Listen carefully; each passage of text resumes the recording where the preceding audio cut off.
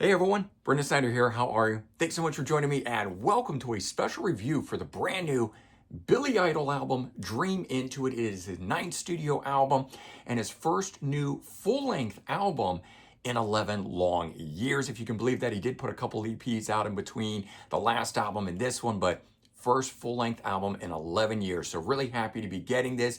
Just came out on April 25th of 2025. I'll do a full review, breakdown, unboxing, everything about this album in just a bit. But before we start, if you're new to my channel and you haven't already hit the subscribe button, please do.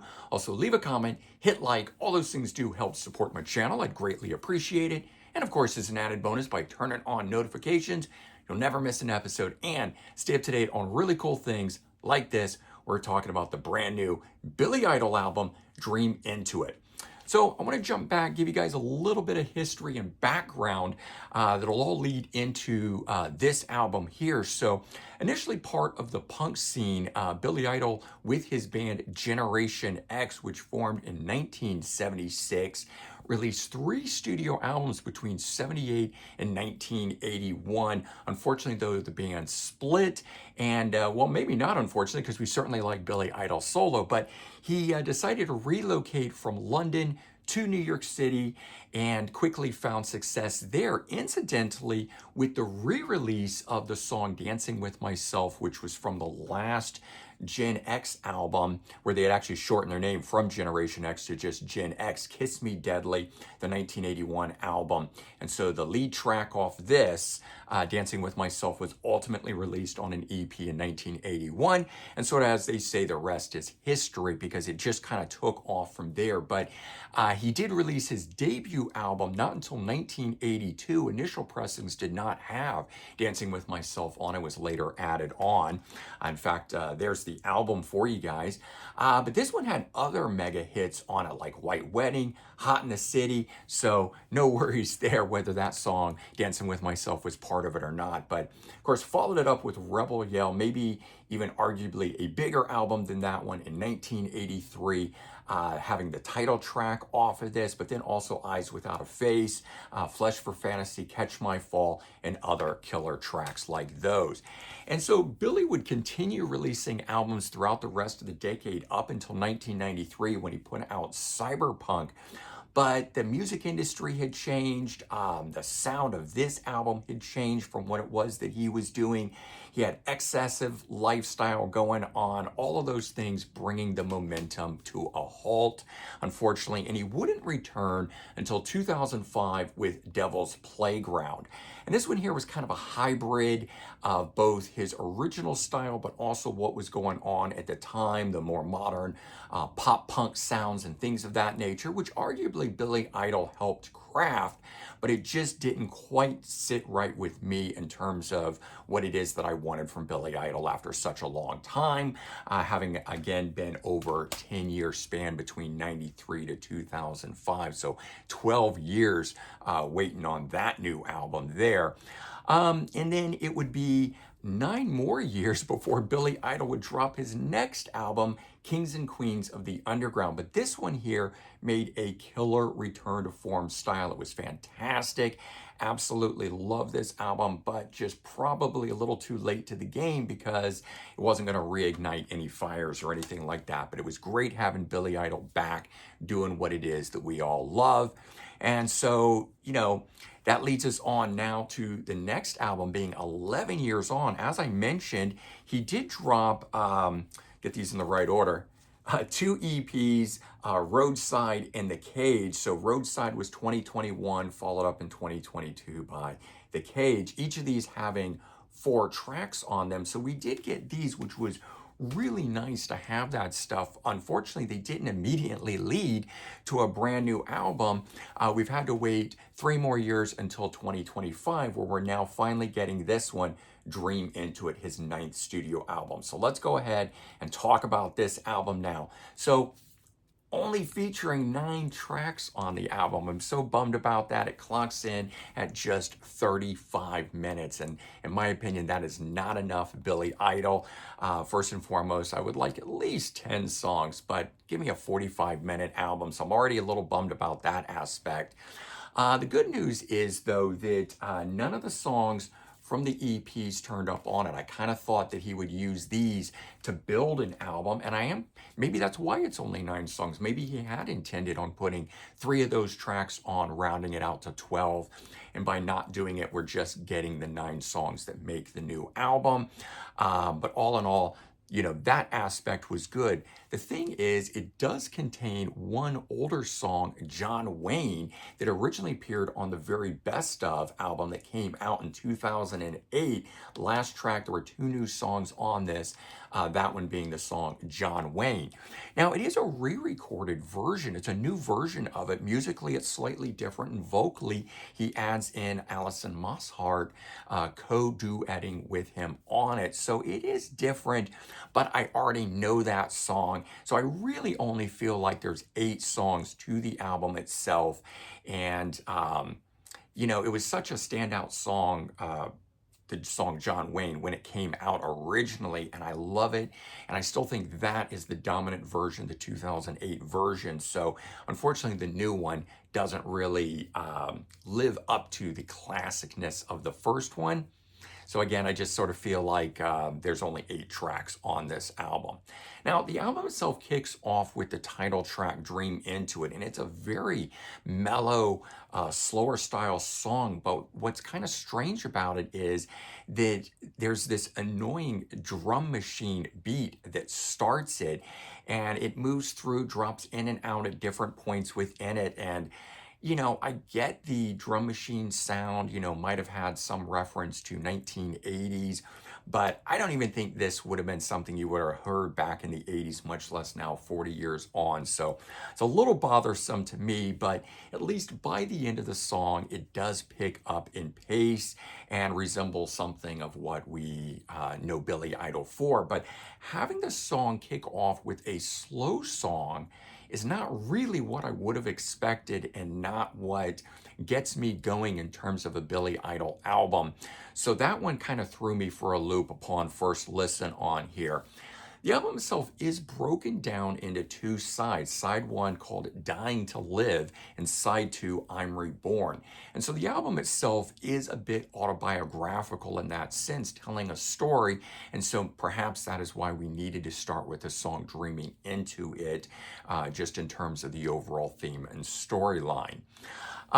First single, though, that comes off the album, or came off the album, was Still Dancing, and that one is actually track number 9. It's the last track, which I would have loved to have kicked off the album, but again, as I said, storytelling and all, I totally get it. But even second track, 77, would have made a better start to the album. All right, so Billy Idol, 69 years old. God bless him for still being the consummate punk that he is, having plenty to say at this point. I love him for that. But vocally, he's clearly aged and still sounding like himself, but at different times, he does have or sings in a little bit lower register. Songs like Too Much Fun, that happens on. And it just doesn't quite have the classic Billy Idol sound that one would hope for. It's not necessarily a bad thing, but it does make for that idea that it's been 11 years between albums. And I'm always thinking about that as these rockers get older. And I'm saying, geez, if they hadn't waited so long, we could have had more of that classic Billy Idol vocal sound, instead of getting to this point here. And when you listen to albums like the previous album, Kings and Queens of the Underground, where I think he still sounded absolutely fantastic vocally, and then you pop this one on next, it's a big jump, it's a big change in there. And you got to remember, there's that 11-year gap within it, and had more albums and material come out in between there, we would hear him aging along the way, and it wouldn't be such quite a shock when you're not getting that extra material in between there. But I have to say, I think the real star to this album is actually Steve Stevens, and he just absolutely stands out on this album in terms of his killer guitar lead work that's throughout, whether it's just fills that are, happening in between different vocal lines and stuff, or it's the actual guitar solo. But he really elevates each of the songs on this album, taking them to another level. And, if there were any album that was going to be called Idol Stevens, because Steve Stevens, let's face it, is a huge part to the sound of Billy Idol. When Steve Stevens wasn't part of a couple of the albums that Billy did, it really showed in the sound of those albums. So, Charmed Life and Cyberpunk, those were two of the ones that happened on. But this album here, I think, could have easily been called Idol Stevens, although I am glad it just came out as the Billy Idol name. More classic that way, but Steve Stevens, I want to give extra shout out to it. So let's go ahead now and talk about some of the standout songs on this. Track number 2, 77, which was the second single released from the album. An absolute fantastic, frenetic song with punk rock ethos rolled into it. Now, here's the interesting thing. It is a great song. The digital online version features Avril Lavigne, and it was promoted as such. And when the press came out about the album, it talked about Avril Lavigne being featured on the album. That said, she is not on the CD edition of it. It doesn't mention her name, and vocally she's not on it. And it's not just one of those things where, she's so far in the background we don't really know, because the digital single version has her taking the first verse entirely herself. And that's something I really didn't like. I don't like it when another vocalist comes on someone's album and they're the ones who start singing and it doesn't even sound like the artist that we are there to listen to. I always feel like the guest vocalist should support the main person and not the other way around. And so it almost sounded like an Avril Lavigne song that Billy was guesting on instead of the other way around. And I was very unhappy that that was released as the second single, and I just didn't think it came across great at all. So you may be saying, well, then why are you talking about it here on this album as a standout track? And the thing is, this song, minus Avril Lavigne, is an absolutely fantastic song. I love it so much. It's great. The thing is, I think the label made a mistake. I think they submitted the wrong master without Avril Lavigne's vocals on it, and that's how the CD has come out. But the digital version got the right thing, and that's what was being promoted. I can't imagine there would be a difference version of a song on the digital that's not on the CD, and I don't know about the LP. Those of you that picked up the LP, let me know if Avril Lavigne is on your version or not. But why would they do that? The thing is, I think the non-duet version off of the CD is far superior, and she's not listed in terms of having performed on it, under the lyrics or on the back of the album, the way he lists other guest vocalists, and she's not on it. So at least all in all, it doesn't look like a mistake, even if it actually was a mistake. And I've reached out to the label. I'm hoping to hear back one way or the other in terms of why the digital version is one way and the CD is another. When I find out, I'll let you guys know. All right, track 3, Too Much Fun. Like previous album, Kings and Queens of the Underground, this song is very autobiographical, as is a lot of the songs that are on this album, singing about his youth. And, the song itself is singing about, excess and, things that almost brought his life to an end. We know about the motorcycle accident. So despite Billy singing in that lower vocal register that I talked about earlier, it's actually still a fantastic track, a very standout song on the album. Track number 5, Wild Side. This one here featuring Joan Jett. It is not a cover of the Motley Crue song, don't get worried. She and Billy take on co-singing the chorus. Billy does take the first verse, which I think is the right way to do this. And then Joan comes in and sings some background, but she takes on the second verse. And then the third verse after the guitar solo, they both co-sing together on it, which I think is great. And again, I think that's the right approach to this. The real beauty of this song, though, is, again, Steve Stevens. His guitar lead work on it really elevates this song to the next level.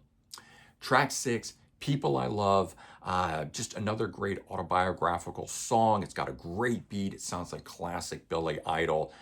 What's more to say about a great song like that?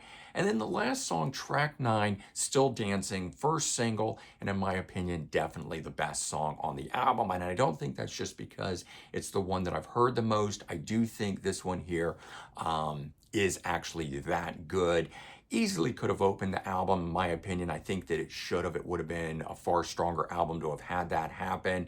Um, this one here is right in caliber with songs that Billy has done, like White Wedding, Rebel Yell. I know that is a heady thing to say, but I do think that this song is that classic, and it easily could have ended up on either of those first two albums and just sat right there, having been as strong as one of those. So having it relegated to the last spot, again, leaves me wondering what it is that they were really thinking other than what I mentioned in terms of the theme and the storytelling of the album. All right, so let's take a look at the album. It is a cardboard package album. I think it's got great art on it. I love the colors, real throwback to the 1980s.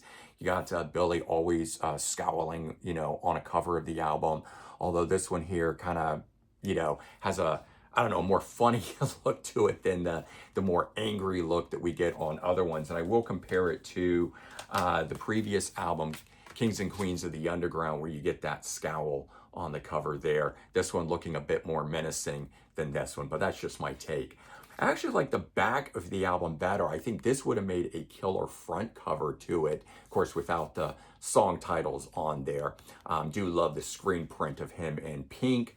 And we open the album up. You get this on the inside, a little bit of a missed opportunity because there's nothing really happening here. It doesn't spell out his name. It's not doing anything. Not exactly sure what it is other than I see that it's just a simplified artistic version of that there. We do get booklet. I'll show you that in just one second. I did think it was interesting that we do get a sleeve, although again, missed opportunity because nothing is happening. It is just pink, and we get the CD inside that. So nice that we get a little protection around it. Here is the hype sticker that goes on the front of it. We get the booklet, so there you go. That's what it would have looked like had this been the album cover. That could have been the back of it. I actually think that's far superior. Unfortunately, no more pictures on the inside. Just information about the songs, lyrics. So unfortunately, no pictures of Steve Stevens or the rest of the guys playing on the album or anything like that. We just get some shots of Billy. I do enjoy that, but I always like, if I'm going to buy a physical copy, to get more pictures of band, frontman, whatever it might be. But that's part of the reason I'm buying the physical edition. Okay, so bottom line, well, there's a lot of imperfect things about this album. It opens with the slower song. It's got some mechanical drum beats on it. The guest vocalist, re-recording of an old song on it. The album just plain out being far too short, in my opinion. There are equally great things about this album. They're really elevated. It's got a classic sounding material on it. The album is full of nostalgia, upbeat rockin' songs throughout after that opening track. Billy still thumbing his nose at the establishment. And it's got a lot of killer lead guitar work from Steve Stevens on it. There's no filler songs. Even the opening track, I don't consider a filler song. I just would have liked it placed a little bit later to create sort of peaks and valleys as opposed to the way that it starts. But all in all, I think it makes those things on it make the album outweigh the sort of imperfect things on the album, and making this still a wonderful Billy Idol album to get. I'm still highly recommending it for all Billy Idol fans and just anyone who likes classic 80s sound. I think you're going to be happy with this new Billy Idol album, Dreamin' Into It. And so there you go. That's my review of the album. If you chose to pick the album up or have given it a listen, certainly let me know your thoughts on it. Yeah, let's have a great conversation talking about this album here from Billy Idol. All right, everyone, take care, and I'll talk to you real soon.